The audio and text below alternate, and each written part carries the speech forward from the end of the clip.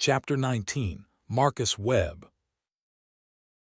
Finding Marcus Webb was harder than Ethan had expected, because the map had never been built to find people. He had a face, a 7-year-old's memory of another 7-year-old, worn by 37 years into something more feeling than feature. A gap-toothed grin, a cowlick, a laugh too big for his body, a loyalty Ethan had not deserved and never forgotten. He had a vague sense of the part of the city Marcus came from, the side of things, the kind of street. He had the year they would have met. What he did not have was a name on a door, an address, a route, any of the hard facts that would let a 6-year-old actually find one specific boy among the hundreds of thousands in a sprawling city. So he did the only thing he could. He widened his radius patiently, and he watched. He made himself want to go to certain parks, certain libraries, the public places where the children of Marcus's side of the city would pass through. He turned his parents' indulgence of a sweet, dreamy boy toward outings, errands, Saturday wanderings, each one a quiet cast of the net into the part of the city where a gap-toothed boy might be found. It was slow. It was a needle in a city-sized haystack, and the third rule whispered at him that it was a great deal of effort spent outside the family radius. But the old debt did not care about the third rule, and Ethan kept casting. It took most of a year.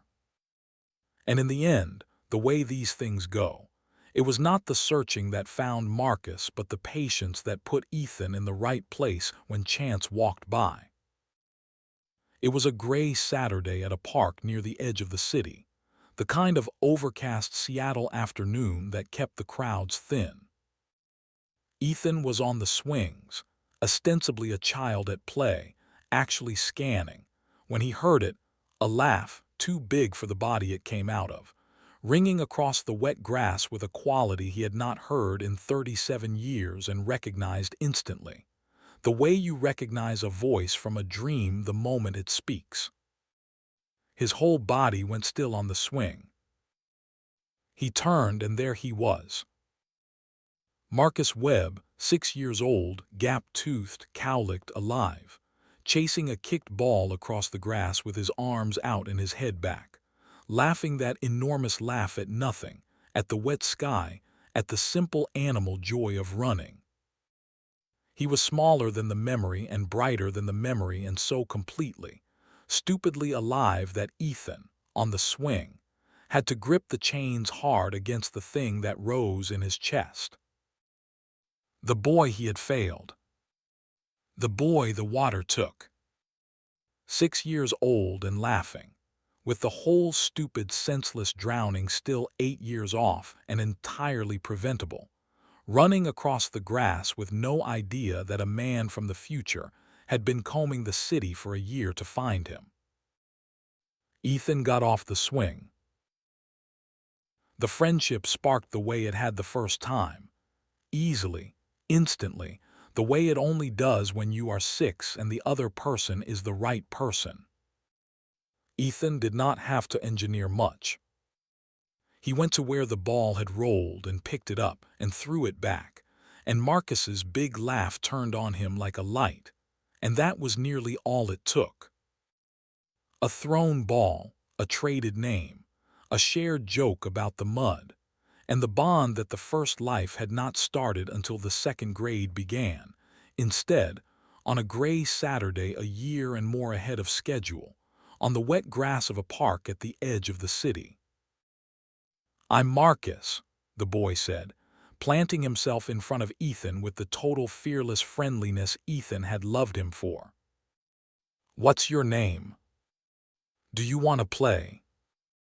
I'm really fast. Watch how fast I am."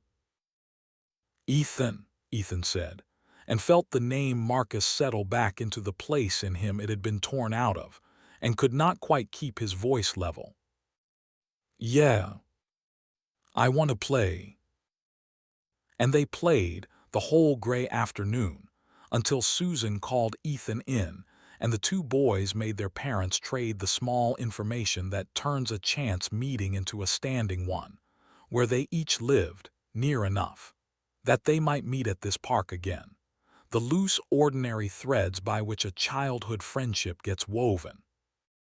Marcus, it turned out, lived not far at all, just on the harder side of the same wide neighborhood. Close enough to reach. Close enough to keep. Ethan walked home beside his mother with the old friend restored, and a year of patient searching paid off in a single afternoon, and for once the cold river in him ran warm. But the warmth did not last the walk home, because Ethan had seen, underneath the big laugh, a thing the 7-year-old of his first life had been too young to read. Marcus's clothes had been a size too small and a season too thin. There had been a wariness under the fearless friendliness, a flinch that showed for half a second when an adult's voice rose too loud somewhere across the park, a way the boy had of checking the exits of a place without seeming to. The big laugh, Ethan understood now with an adult's eyes, was not only joy. It was also armor, the loud, bright noise a certain kind of child makes to fill a space that is too quiet and too tense at home. In the first life, Ethan had known dimly that Marcus's house was bad, that his friend did not like to go home, that there was a father who was spoken of carefully or not at all, that Marcus spent as many hours as he could anywhere else. As a boy, Ethan had accepted it the way children accept the weather of their friends' lives, without understanding.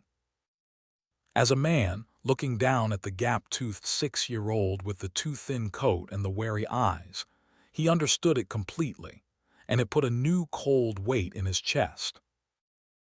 The water was 8 years off. But the water, he saw now, was not the only thing Marcus needed saving from. There were 8 years to get through first, and they would not be gentle years, and the friendship Ethan had just rekindled a year early was going to have to be more than a friendship. It was going to have to be a refuge. He had come to the park to begin saving a boy from a drowning in 2006. He walked home understanding that the saving had already started, and that it was larger than he had planned, and that it had nothing to do with water at all. Hello, Marcus, he thought, the way he had thought it at his sister's crib. It's me.